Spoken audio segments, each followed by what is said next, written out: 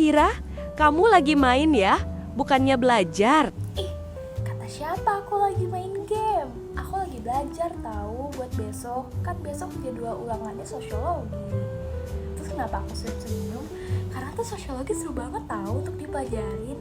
Karena ilmu-ilmu yang ada di pelajaran sosiologi itu bisa langsung kita terapin dalam kehidupan asli kita. Kita jadi tahu nih apa aja sih norma-norma yang ada di masyarakat.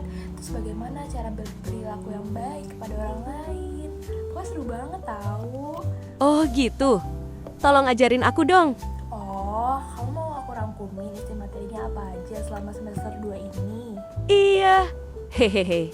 Boleh, dengerin yang baik ya. Jadi di semester 2 ini kita mempelajari 2 hal bab yang penting nih. Yang pertama ada bab lembaga sosial, dan yang kedua ada bab tentang gejala sosial. Seperti namanya, ada sosialnya, artinya hal-hal yang kita pelajari di semester 2 ini sangat relevan dengan kehidupan nyata kita. Nah, yang pertama tentang lembaga sosial nih. Di dalam bab lembaga sosial ada yang namanya nilai sosial, di mana nilai sosial itu tuh sebagai patokan dalam masyarakat untuk menentukan apakah suatu hal itu baik atau tidak, ataupun penting atau tidak. Nah, nilai sosial ini bisa dibagi menjadi 3, yaitu nilai material atau dia berguna untuk visi kita, yang kedua ada nilai vital atau dia membantu dalam aktivitas, dan yang terakhir ada nilai kerohanian yang dia itu berhubungan dengan spiritualitas dan juga moral. Nah, lanjut nih, ada norma sosial, di mana norma sosial ini merupakan aturan atau pedoman yang mengikat perilaku dalam masyarakat.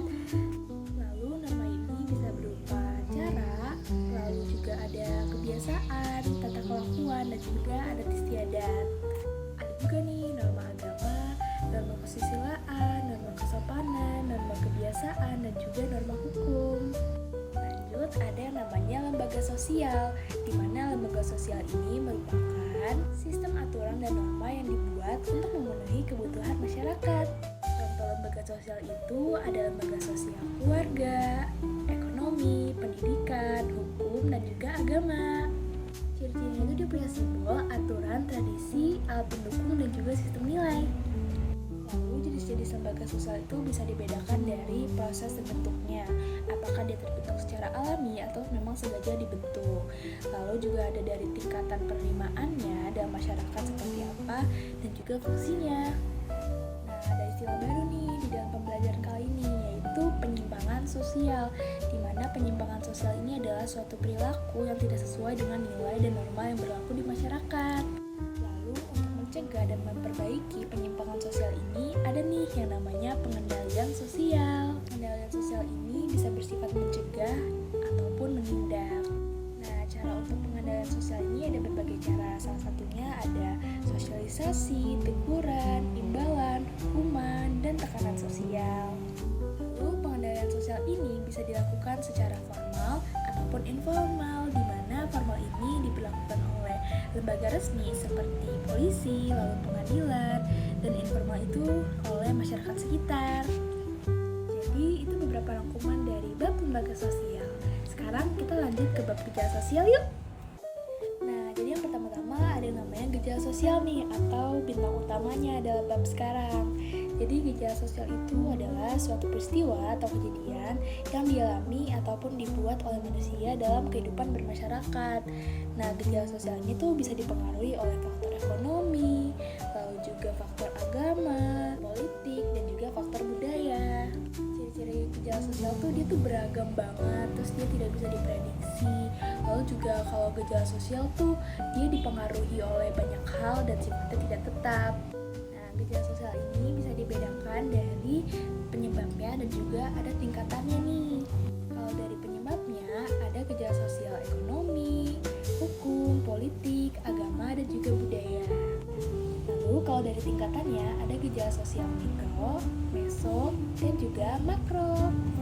Jadi kalau mikro itu dia tingkatannya itu atau ruang lingkupnya secara individu demi individu ataupun kelompok kecil. Lalu kalau misalnya meso itu tuh tingkatannya dalam organisasi masyarakat. Dan yang terakhir atau yang paling luas adalah si makro ini, di mana makro ini sangat luas dan ruang lingkupnya besar dibandingkan dengan mikro dan juga meso. Jadi itu deh materi-materi yang dipelajari di bab gejala sosial. Lalu juga sekarang aku ingin membahas nih tugas video sosiologi yang pernah diberikan oleh Pak Rido, yaitu untuk memberikan contoh tentang gejala sosial yang ada di lingkungan sekitar, atau tugas video SSC.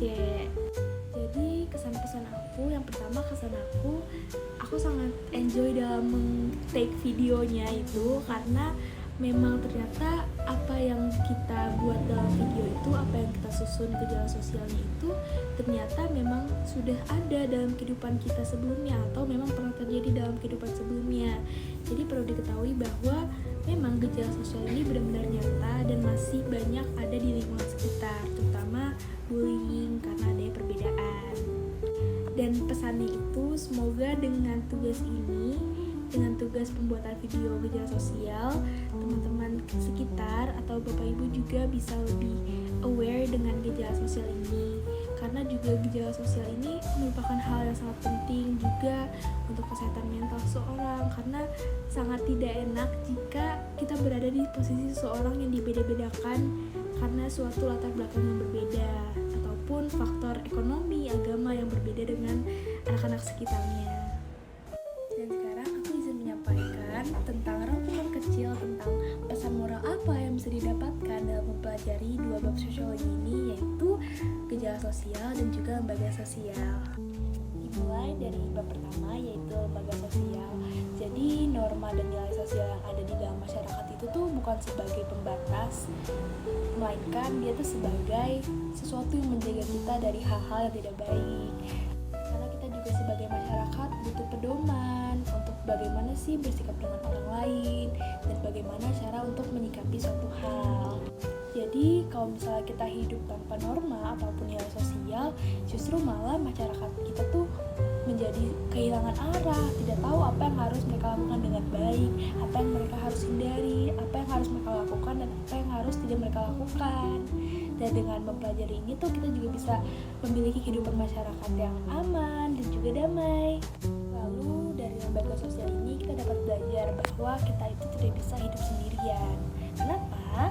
Karena kita itu dibentuk, dibimbing dan juga dilindungi oleh lingkungan sekitar. Dari keluarga, sekolah, dan agama, mereka semua punya peran penting dalam membentuk karakter kehidupan kita dan bagaimana cara kita bersikap. Dan juga perlu diketahui bahwa pengendalian sosial itu bukan berarti menindas seseorang, tetapi membawa seseorang itu ke jalan yang lebih baik, memberikan arah. Artinya, jika kita melakukan kesalahan, kita akan selalu punya jalan keluar untuk memperbaiki masalah tersebut dan memperbaiki sikap kita. Yang penting kita mau terbuka dan belajar ya. Ingat itu. Lanjut nih ke pembelajaran apa sih yang bisa didapat dari bab gejala sosial. Yang pertama adalah kita hidup dalam masyarakat yang warna-warni. Artinya kita hidup berdampingan dengan masyarakat yang memiliki banyak sekali perbedaan latar belakang yang berbeda dengan kehidupan kita. Dan dari hal tersebut kita bisa belajar dengan apa yang namanya toleransi. Kalau kita bisa menghargai perbedaan orang lain, maka kehidupan kita akan damai. Lalu pembelajaran yang bisa diambil juga adalah jangan pernah kita sekali-sekali merendahkan orang lain hanya karena status sosial yang ada di dalam dirinya. Kenapa? Karena balik lagi, kita bermasyarakat yang warna-warni, di mana kita semua memiliki latar belakang yang berbeda, kita memiliki kehidupan masa lalu yang berbeda, jadi wajar adanya perbedaan. Dan yang terakhir adalah kita perlu tahu dan perlu ingat bahwa keberagaman itu bukanlah suatu permasalahan, melainkan suatu anugerah bagi kita semua. Indonesia kaya karena kita datang dari latar belakang yang berbeda-beda, dan tugas kita sebagai manusia adalah menjaga kerukunan tersebut, bukan memperbanyak masalah. Hidup di tengah masyarakat itu mengajarkan kita bahwa kita tidak hanya hidup untuk diri kita sendiri, tetapi kita juga hidup untuk orang lain. Kita belajar untuk bagaimana cara memahami, menghormati, dan juga bekerja sama dengan orang lain. Dan ingat juga dari norma sosial dan juga nilai sosial, kita dapat belajar untuk bagaimana cara berperilaku yang baik dan juga melakukan hal-hal yang baik dan menghindari hal-hal yang tidak baik untuk kita. Dan dari keberagaman kita belajar untuk bagaimana menjadi bangsa Indonesia yang baik. Jadi itulah beberapa materi yang bisa saya sampaikan atau rangkumkan yang sudah dipelajari selama semester 2 ini. Semoga apa yang sudah saya sampaikan tadi bisa membawakan informasi yang bermanfaat untuk teman-teman semuanya dan Bapak Ibu semuanya. Semoga mudah dipahami dan dapat diterapkan di kehidupan asli kita ya. Terima kasih sudah menonton sampai akhir, dan juga terima kasih kepada Bapak Rido yang sudah mengajarkan materi sosiologi di semester 2 ini dengan sangat baik. Saya akhiri, wassalamualaikum warahmatullahi wabarakatuh. Bye.